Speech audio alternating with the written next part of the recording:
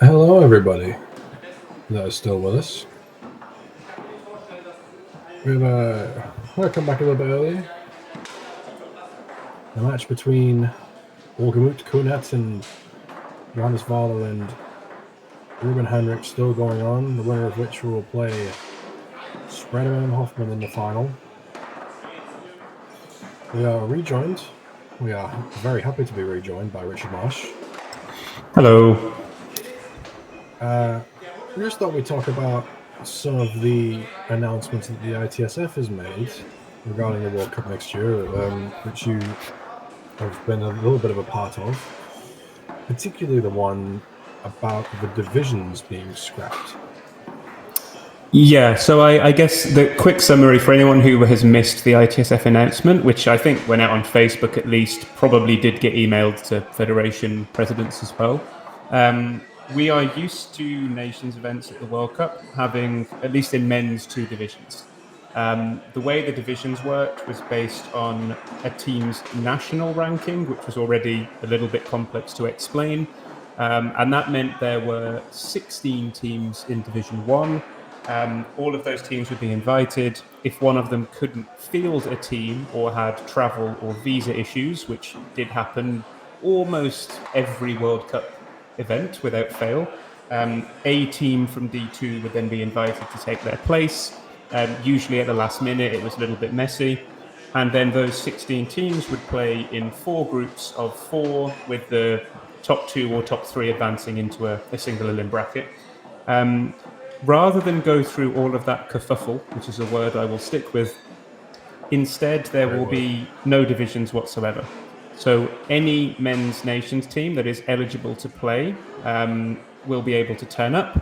There may be some protection for some of the higher seeded teams so that we don't have all of the best teams playing each other in a first round of qualifying. But essentially it would work similar to other ITSF events. There would be some form of Swiss or group or round robin style system. Teams would play 4 to 6 matches perhaps, and then there will be a split in the divisions with the top X. I'm not quite sure on the numbers, but maybe it will be a 50% split going into the kind of top half and the bottom half, and only the top half being eligible for the true podium spots for the Nations Cup.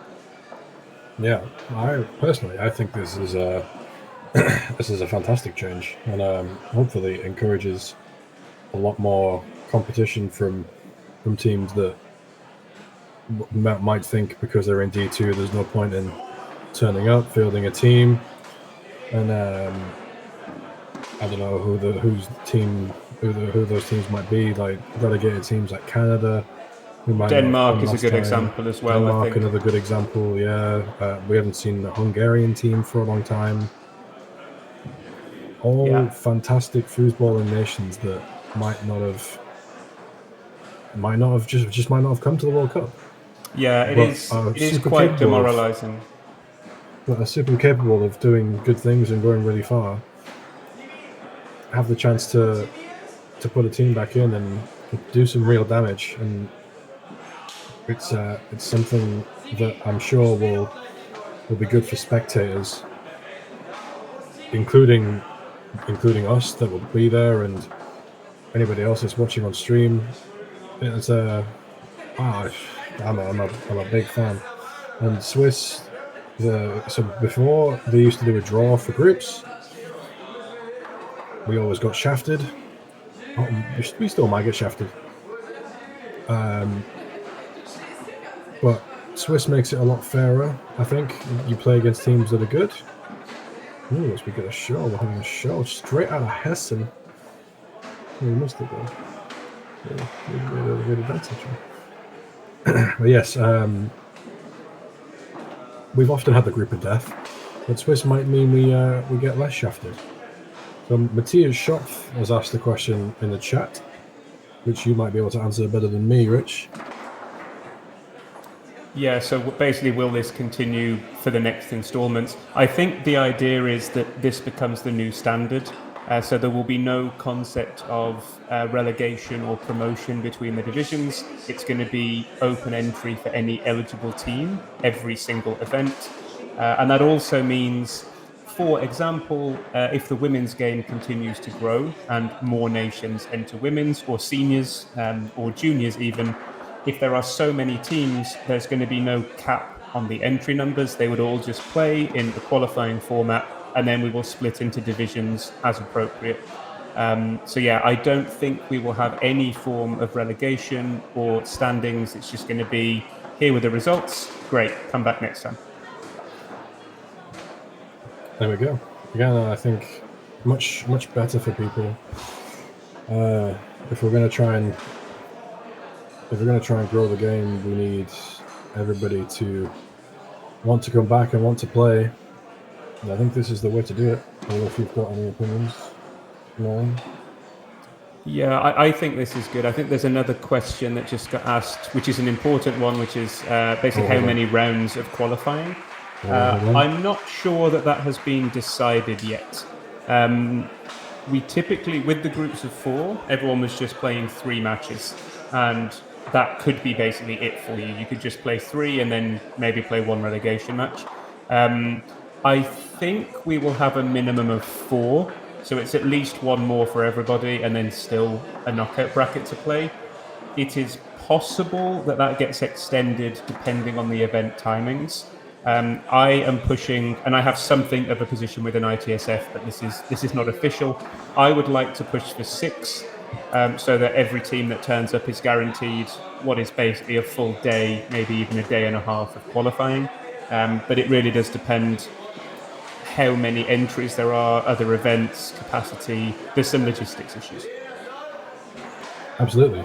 And as you were talking, answering what the former World Cup winner, Matthias Schopp there, and Salty Van Hinton's questions, we have a winner in the semi-finals. Do you know who it is, Rich? Do you want to guess? Oh, I've heard nothing. So, do you know who the semi was? I do know who the semi was, and I would guess I would have to go with Nico. That would be my first instinct.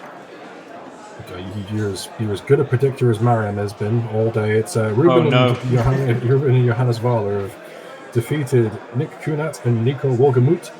That's the last time I'll have to say their names, hopefully. Ruben, Heinrich and Johannes Wahle will play Björn, Hoffmann and Tony Spredeman in the final. Apparently, according to chatters, Ruben and Johannes beat Tony and Björn in the quals. But Elimination Tony is a bit of a different beast, and he will make adjustments, I'm sure. Not to say that Ruben and Johannes have put up some performances. I'm not sure whether you caught their comeback against Steve Diaz and Bruder Gonçalves in the 5th game of their match, but that was a bit of a belter. Yes, I think not an unexpected final based on the teams I saw in the chart. Of course, very strong teams throughout this bracket. Beating Nico and Nick, who I think it's his birthday as well today, so happy birthday, Nick. Happy birthday, Nick Kunat. Pretty impressive anyway. I think this is going to be a cracker. I do not see this being a 3 straight. I imagine we're going to go to, not even a 3 straight, a 4 straight, sorry. We could go all 7. No, it's best of 7, of course. Best of 7. And the 7th game, if it goes to it, is win by 2 to infinity and beyond. To infinity and beyond. Oh, we are in for some foosball matches. Or match. Boys, it's been a long day. I just want to go back to something Rich was talking about earlier. I think the removal of divisions makes a lot of sense when you look back at the last World Cup. So the men's Austrian team won, and they were supposed to be in Division 2. And they were supposed to be in Division 2. They only weren't in Division 2 because another team didn't show up, and they won. So it just goes to show that the divisions don't necessarily make sense all the time. And I think it's a good change.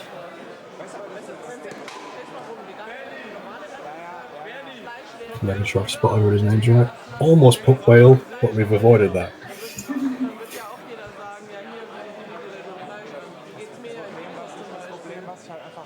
So, Any early predictions from you, Monsieur Marsh? I was about to make one. I'm still struggling to stop giggling at that Austrian foosball comment. That is wonderful. Let's have an argument. Yeah. So to explain the context, Austria, who England relegated in the previous one, I must say, they came back into D1 because Slovakia could not field a team, which actually does explain perfectly why the divisions shouldn't be there. The Austrian team that showed up were quite competitive, as they proved. But good to see. Anyway, back to my predictions. Okay, well, yes. Back to my predictions. I actually imagine it wouldn't shock me if Ruben and Wahle come out, play very efficient foosball, and maybe get the first game or two of this. But I wouldn't count out Tony because he will adjust better than those players. And I think he's used to playing this format. In the US, of course, double elimination is standard, or at least used to be. We can get into that argument later. But he is used to double dipping and potential double best of fives back to back against the same players. And that's a lot closer to a best of seven. The Europeans, not quite as familiar. Yeah. It'll be... So in the last match we watched, we saw someone trying to shoot a pull shot and struggling a lot on Tony and Björn's zone. How do you think Wahle is going to stand up against their zone? Do you think his experience will help him kind of problem solve and get through it a bit more? Or do you think he'll struggle a lot as well? I think he's still going to struggle more than he would in most of the matches he's played so far. But I think Joe has more options and just more experience in how to get clears and feed Ruben the ball if he's struggling to see gaps or if Tony is racing him to certain holes. So I think it's going to be better. And his shot is technically faster as well than what we saw from Rosa Aparici. I'm forgetting the name, I apologize. Yeah, Rosa Aparici, that's right. Yeah. Yeah, a comment from Artisila, a good comment, has to be said. Ruben and Johannes Wahle are obviously playing lots of P4P events, which are DE for a long time.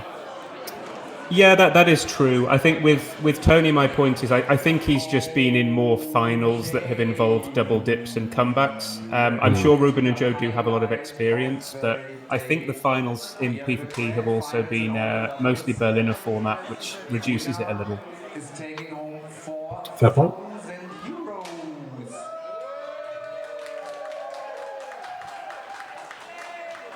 I'm trying my Valeri. Where are you now, Valeri? That's why I went to Slovakia.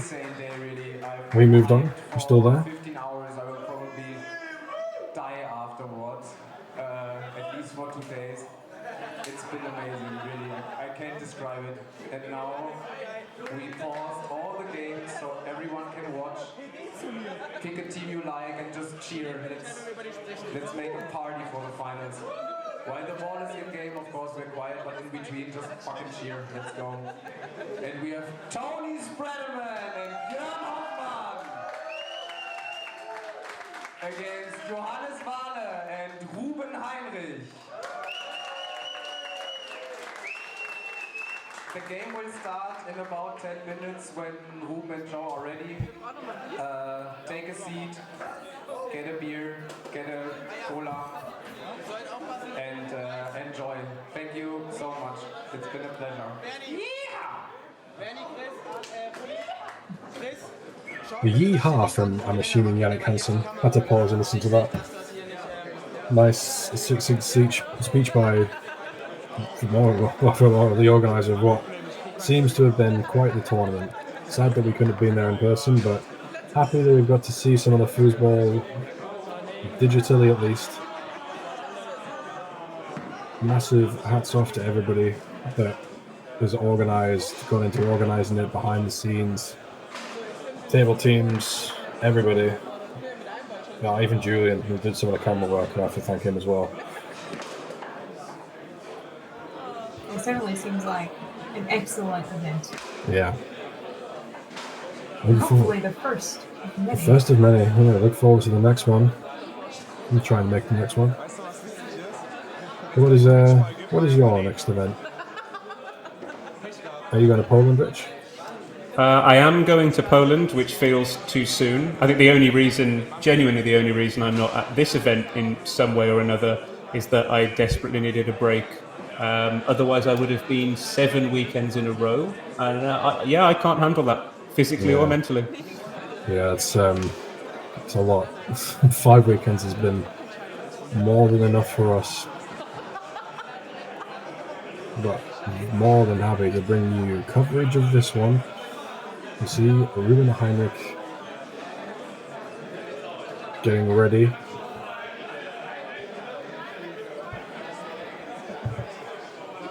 Preparing. Ruben and Joe have beaten Tony and Björn once already. They'll need to do it again. Reminder that the winners of this match will take home a cool 4,000 euros for their work today.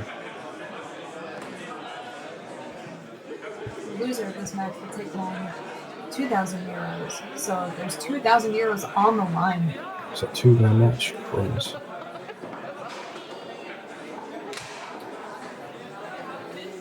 It's better than going on some game shows in the UK.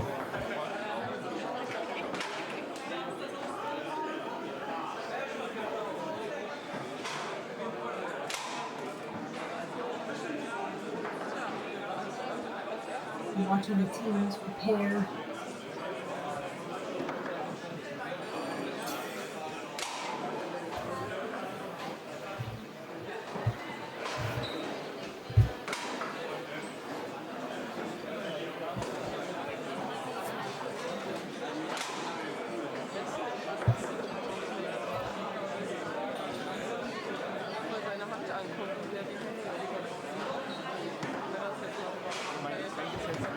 I see it started badly for Team Romania in the old football there. It wasn't a great minute 1 or 2, admittedly. Then they did almost equalise, and then I stopped watching, so I have no idea what's happened since. It's still 1-0 to Belgium, unfortunately for your compatriots. That is unfortunate, but there are signs of life. I think from the first 4 minutes of that match I watched, still better than England. Yeah, well, everybody could have been better than England. Yeah, the prize money for second is 2,000 euros, so 1,000 euros each. Prize for first place, 4,000 euros, 2,000 euros each, which is, I think, quite good. As Prince of Fools says, last final between the two teams was a 3-0. I think you mean the Kicks Final Four. Was indeed a 3-0 win for Tony and Björn. I have to say that trophy is pretty cool, actually. Yeah, it rotates. It's a rotating cube. Yeah. Self-rotating cube. As we are putting the final preparations for this match.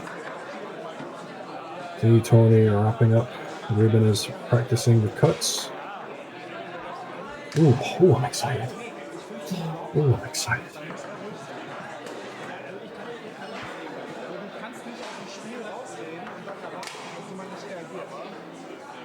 The Swiss system, of course, means all of the matches are paused. There's no other matches to be done while everybody in the venue can come and watch the final.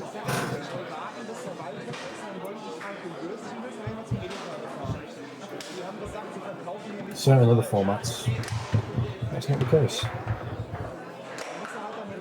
Yeah.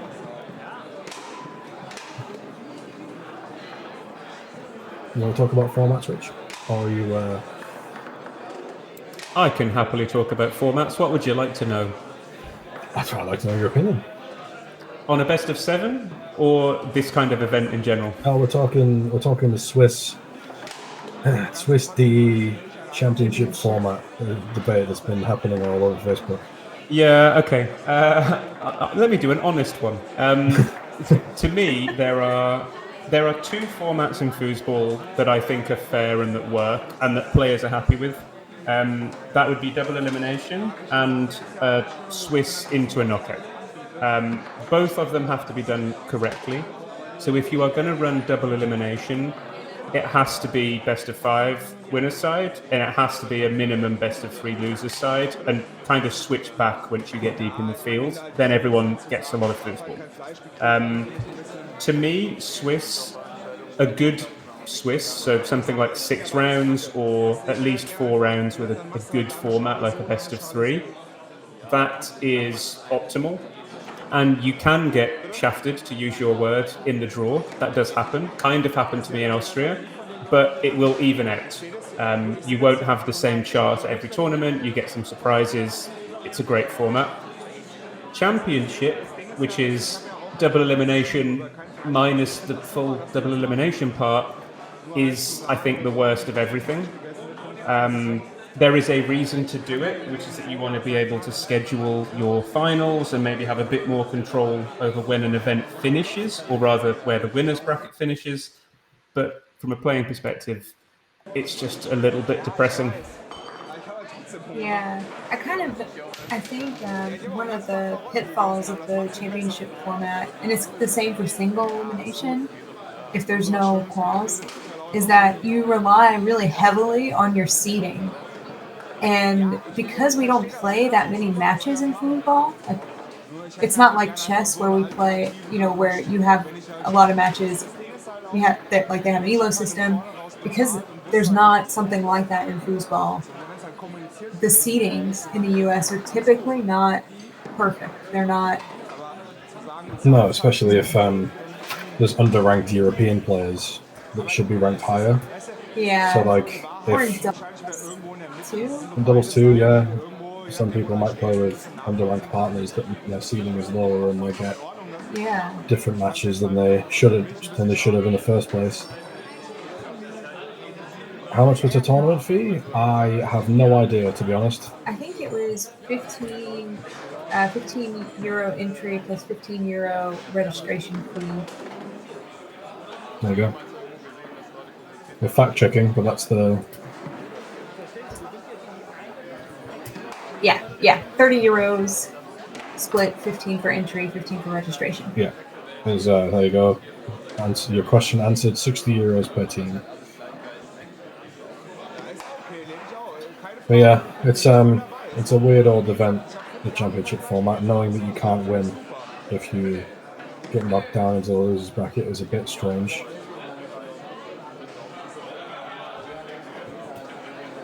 But it looks like that's the way that most events in the US are going to be shaping their tournaments up. And that's the way we're going to have to play foosball. Yeah, what I would like to see from it, because one of the benefits of a championship format is that you can schedule the winners bracket.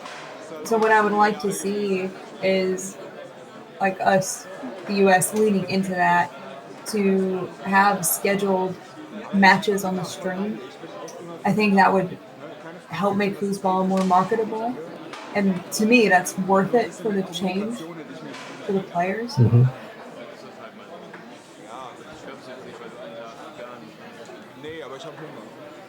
So we'll see. We will. Anyway, enough of the format nonsense. Back to the action, and what will be possibly a 7-game thriller between the unbeaten team today, Ruben, Heinrich, and Johannes Wahle, playing Tony Spredeman and Björn Hoffmann. This is going to be a good one. Yeah, it's like the highest seed from quals versus the highest seed from ITSF. Yeah, nice. I would never have thought of that. I'm useful sometimes. And I think I'm going to call it now before you officially ask me. I'm going to go 4-2 Spredeman Hoffmann. I asked you earlier and you just ignored me, but that's fine. I know. I gave you some general insights and I sort of pussied out of an answer, but yeah, 4-2. 4-2 to Spredeman Hoffmann. I am going to I'm going to put it on the line. I'm going to say this is going to be 4 straight.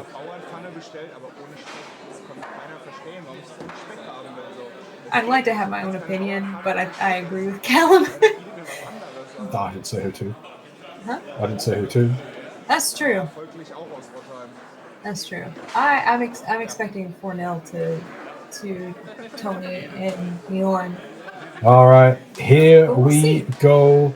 I've been wrong many times so far today. The capacity crowd, everyone watching in the venue. Over 200 people watching. Thank you for joining us on stream. We're just about to get this one underway. Tony and Bjorn on the left. Ruben, Heinrich, and Johannes Wahle on the right in a best of 7.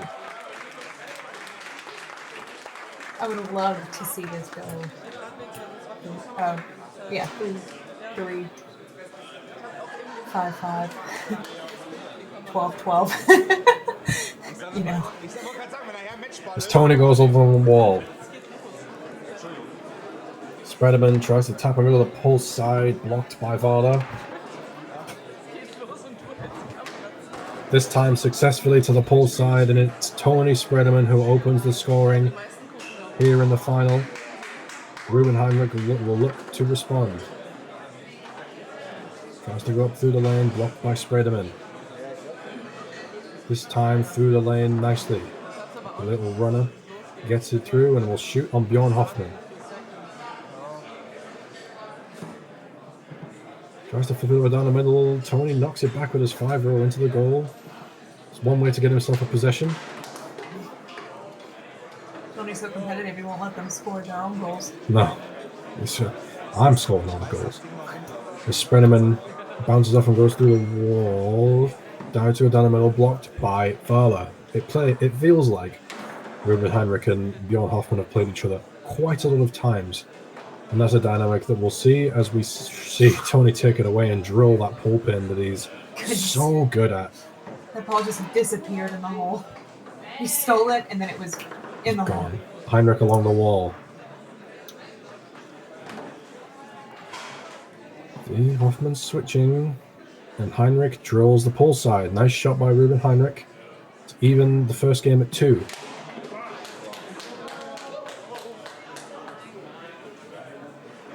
Spredeman, a bit fortunate to get that one off on this 3-row.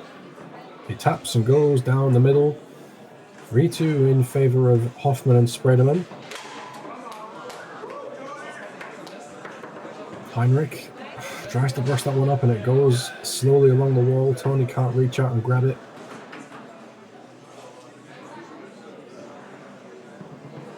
Heinrich to the pull side, blocked by Hoffmann. And Bjorn will put the ball back into play. Up and down the middle on goal, and it rattles all the way back through to Ruben Heinrich on the 3. And he inexplicably loses it backwards. And if you're the team on the right, the ball being on Tony's 5-bar is not what you want it to be. Tony will set it up and quickly score. It is 4-2. It is game point for Tony Spredeman and Björn Hoffmann. As Tony steals the wall pass away. Tries to brush it down. Stolen straight back by Heinrich.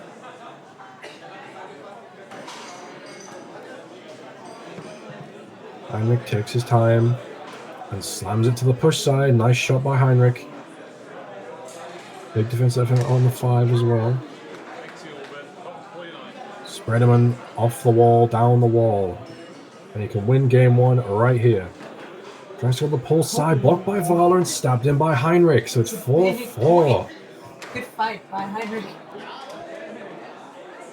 Tony with a wet willy on the far side. We'll shoot for game 1. Taps just on the push side, blocked by Wahle.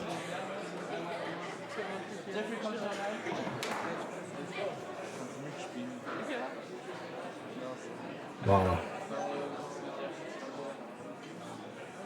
takes his time and has his push shot, whole shot nearly stuffed back in, but Spredeman gets the rebound. Tony taps and goes to the push side, and game 1 goes to Björn Hoffmann and Tony Spredeman. That's 2 Tony stole and then scored from Wahle. Yeah, we talked a little bit before the match about the pull shot series and how Johannes Wahle would deal with the zone. Not well by the looks of things, and some things might need to change if you're Johannes Wahle to get the ball clear to your partner Ruben Heinrich. What do you think, Rich? Yeah, I would agree. I'm not sure that Wahle is going to make too many changes. He's been doing this series for what feels like decades. I'm sure he has some different options, some different timings, but he's going to have to work those very quickly. And interesting to see these teams just get straight on with it, not even thinking, just a close game, let's keep playing. Absolutely. Ruben Heinrich gets the first scoring opportunity, but Björn Hoffmann makes a couple of blocks. The pull push kick down the middle gets the ball to his partner Tony Spredeman, who tries to brush it down along the wall, partially blocked by Heinrich, and Johannes Wahle needs to up the game a little bit. Fakes. Tries to go down the middle, picked up by Spredeman.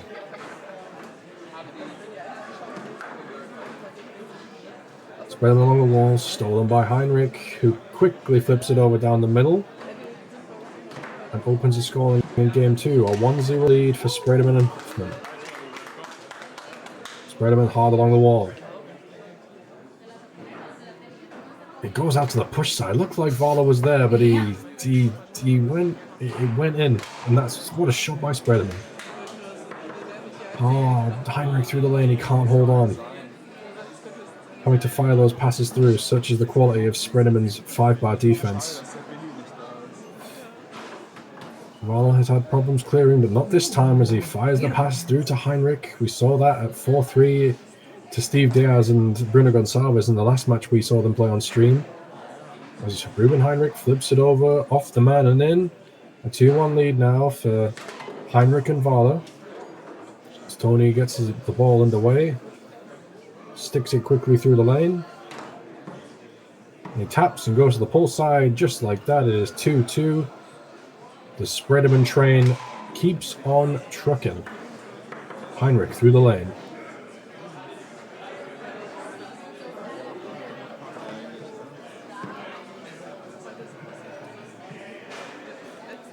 Heinrich to the pull side, blocked by Hoffmann.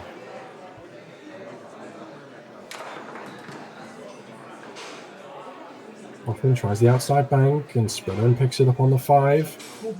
Little reverse chip down the wall. Taps and goes down the middle. We have a 2-1 up. Now it's 3-2 to Tony and Björn. And the momentum flips a little bit. Heinrich's going to get a shooting chance. Little shake of the head.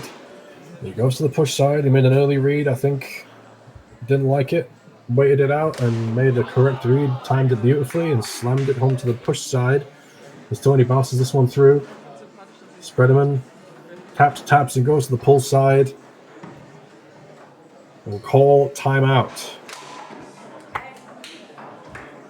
So. It's been quick work so far.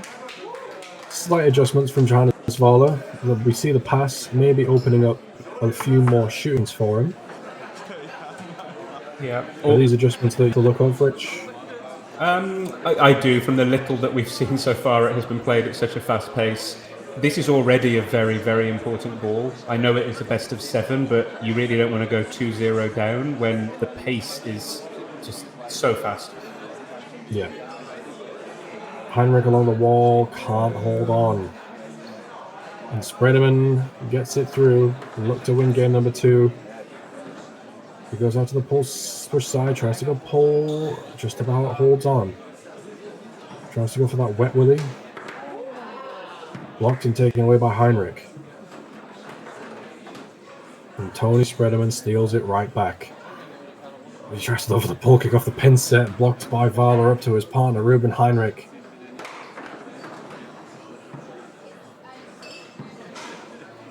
Who dances it out to the push side and drills the pull side pin. Once again, we are at 4-4. Left hook by Spredeman. Blocked by the 5 of Heinrich. Spredeman gets it back off the wall and down the wall. You got to be wary of the bounce up. Tony uses the momentum and goes back down. Spredeman taps and goes down the middle, blocked by Wahle. Big block there. Big block by Johannes Wahle.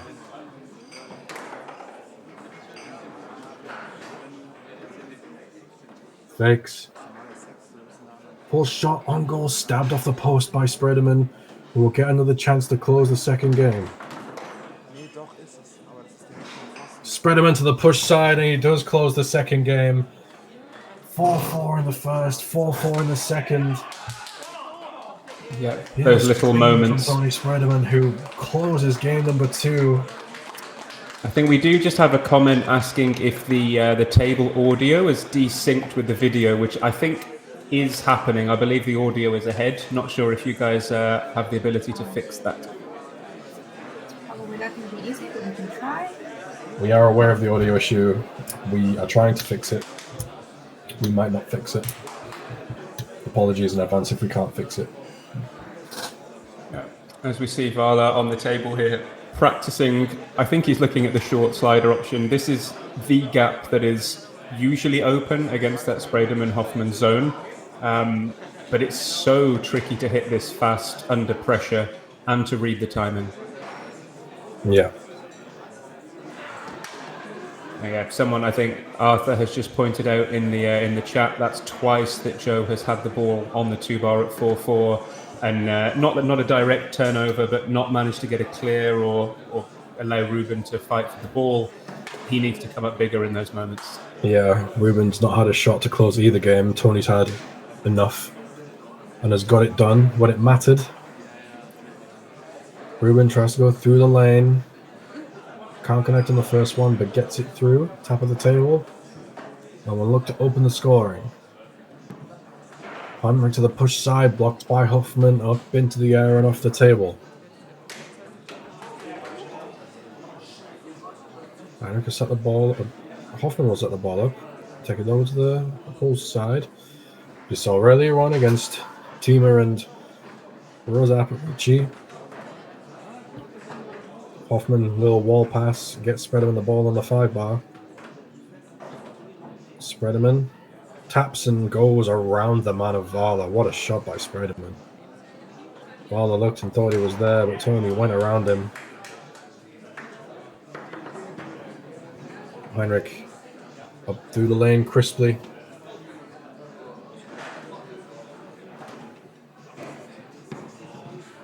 Goes to the pole side. Nice shot by Heinrich. He levels the game at 1.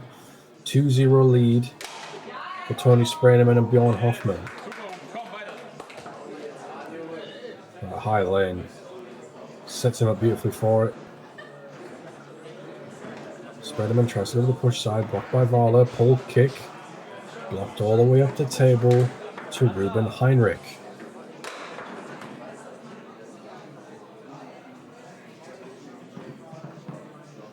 Heinrich dances with the ball, tries to flip it over. Björn Hoffmann stays at home and makes the block. And he slides it one up the table, off a couple of men, and in. Break, but you take those. Is 2-1. Heinrich along the wall, blocked and taken away by Spredeman. Spredeman tries to go along the wall, and it's stolen right back by Heinrich.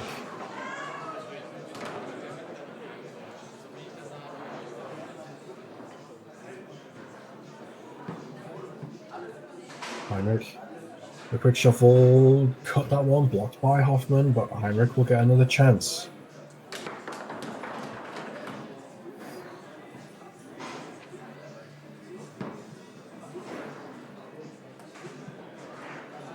Heinrich tries to dink it down the middle. Hoffmann is there again. Another quick dink. Hoffmann keeps it out, and Ruben just stabs it in. You gotta admire the persistence. It is persistent, and it's rewarded, and the pass goes into his own goal. So from 2-1 up, Spredeman and Hoffmann trail 3-2. Spredeman off the wall, along the wall.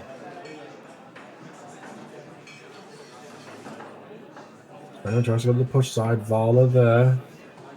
Tony will get the ball back on the 5, and usually that means it's on the 3, but he tries a left hook, blocked by the 5 of Ruben Heinrich. Hoffmann with the off-speed push kick. We'll see if that practice comes into play, and it does. Wahle up the middle and in. It is 4-2 in the third game. A game that you would love to get if you are Ruben, Heinrich, and Johannes Wahle. Hoffmann tries a quick outside bank, and he slams home the short side pull shot. What a shot by Hoffmann. Goodness, that was nice. Heinrich goes up through the lane and will shoot to win game number 3. And just like that, doesn't even set the pin up. He simply hits it in with a far guy.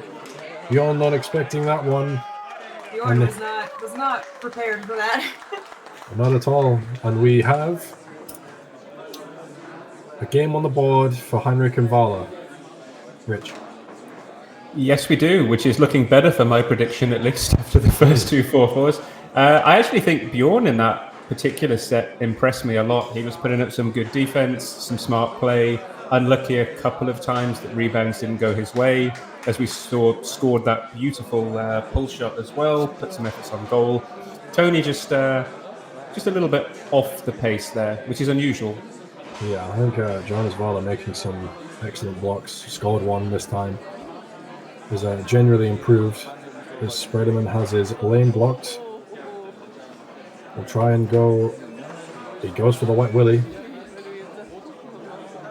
We'll look to open the scoring in game number 4 of a possible 7. Tries with a pull side block by Wahle.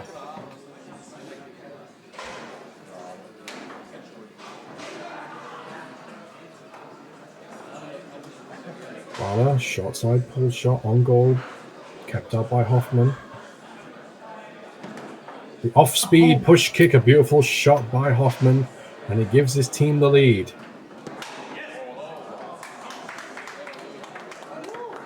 Heinrich up through the lane, slapped back by Tony Spredeman, who was just there waiting for it. And the pass along the far wall, down through the lane, beautiful pass. Spredeman has to score this one just because the pass was so good. And he delivers, taps and goes to the pull side, and a pass as good as that needs a shot that goes in. 2-0 lead in game number 4 as Heinrich look to answer. And he does. He quickly goes to the pull side. Deep shot, nicely worked by Ruben Heinrich. Spredeman off the wall, along the wall. Heinrich's momentum took it out to the lane. Tony uses that against him. Spredeman tries to tap and go to the push side. Johannes Wahle greets him there. Spredeman taps and tries to go down the middle. Wahle there again. Tries to pass and he turns it over. Spredeman taps, walks the ball and goes to the pull side.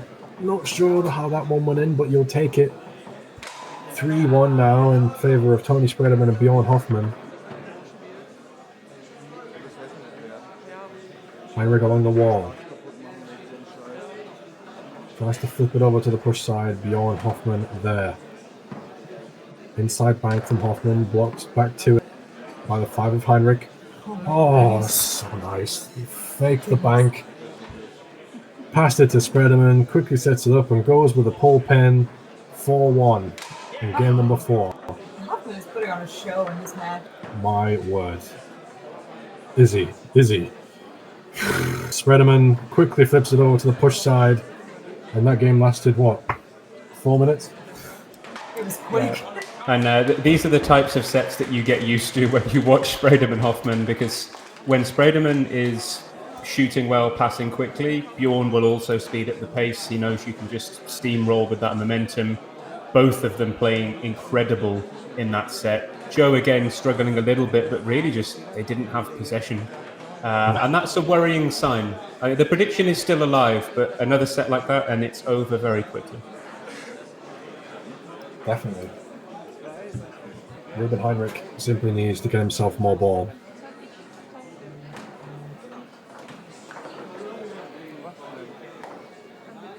pass up the table, but Tony unable to grab it. Yeah, and Wahle will sit it up in pull shot position. Has struggled a little bit. That one's smashed back forward. By the looks of it, faster than Johannes hit it. And Tony slams home the pull pin. Quickly, 1-0 lead for Björn Hoffmann and Tony Spredeman, who are 4 goals away from winning the fypfoos Invitational Open Tournament. Ruben Heinrich will shoot and look to stop that happening. Tries to flip it over down the middle. Hoffmann is there. Pass from Hoffmann and Spredeman's able to get it. Ruben taking a walk away from the table, a little bit frustrated. But his partner Johannes Wahle makes a big block. And will put the ball back into play. Needs to be careful.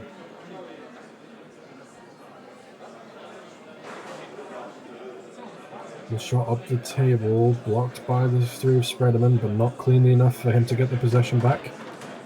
A little off-speed push kick we've seen Hoffmann hit a couple of times. Heinrich able to reel this one in.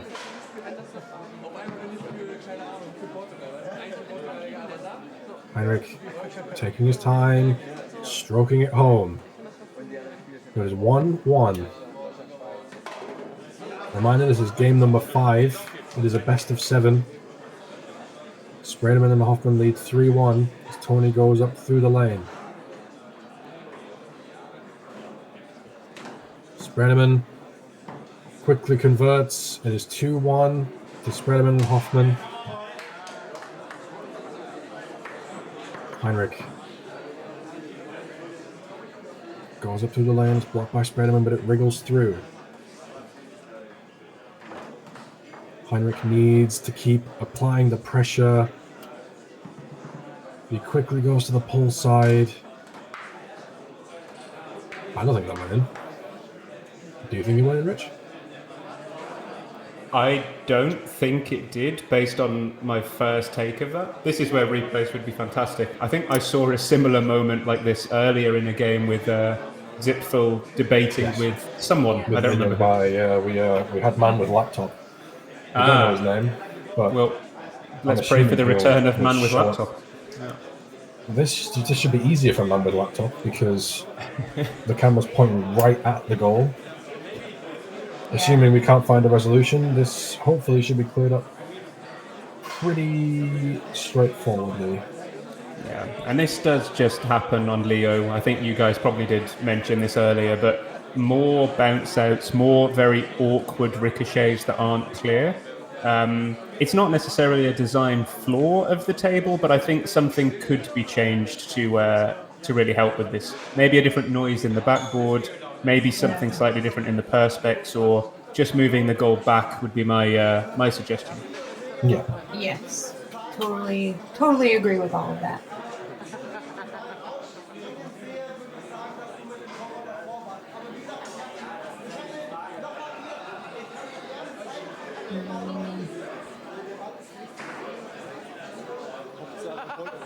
Getting some discussion off the table.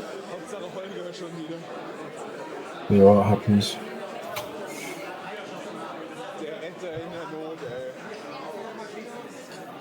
Hey, man with laptop. What a man. And we're going to give the ball back to Ruben Heinrich on the 3-row, and he's going to shoot again. Someone has posted, Kicker Expert has posted the clip in the chat. I'm not sure. I'm going to look at this on the side while you guys continue. Cool. Thanks, Rich, for your expert analysis. Expert. As Ruben Heinrich puts the ball back into play, he will shoot on Björn Hoffmann once more. Let's see what Karma says this time as Ruben Heinrich tries the fake and loses it forwards. I'm going to say Karma is correct based on my review of that clip. That was, to me, a pretty clear block from Björn and straight off the man. Well, there we go. And Karma dictates that he should lose the ball and have his pass stolen by Tony Spredeman, who tries to go to the pull side. Blocked by Wahle. Heinrich gets it back on the 5. Heinrich, that runner pass, so nice. Can't hold on to it though. And a little tic-tac bounce pass by Spredeman.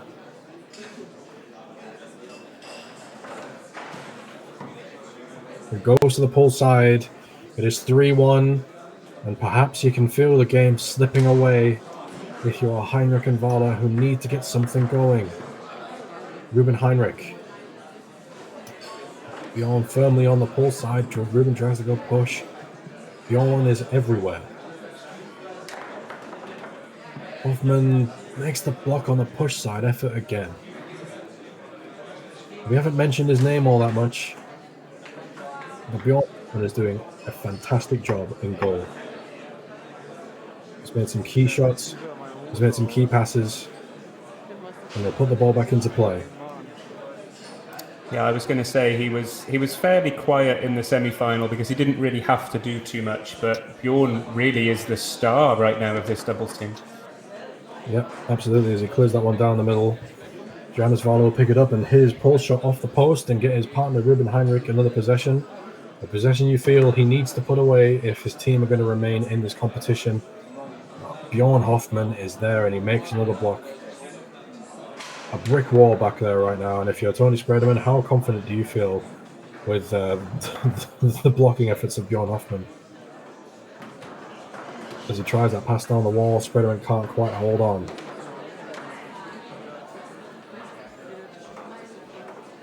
Wahle fakes. Ooh, that looks like he hit the post. A little push kick from Hoffmann, and Spredeman stabs it forwards to Wahle. Wahle tries to go along the wall. Clears it only as far as Spredeman, who gets his pass down the middle through. Spredeman. Push side effort. Is blocked by Wahle, but blocked in. And it is match point. It is championship point for Tony Spredeman and Björn Hoffmann. Ruben Heinrich nearly had his pass stolen into the goal. Wahle.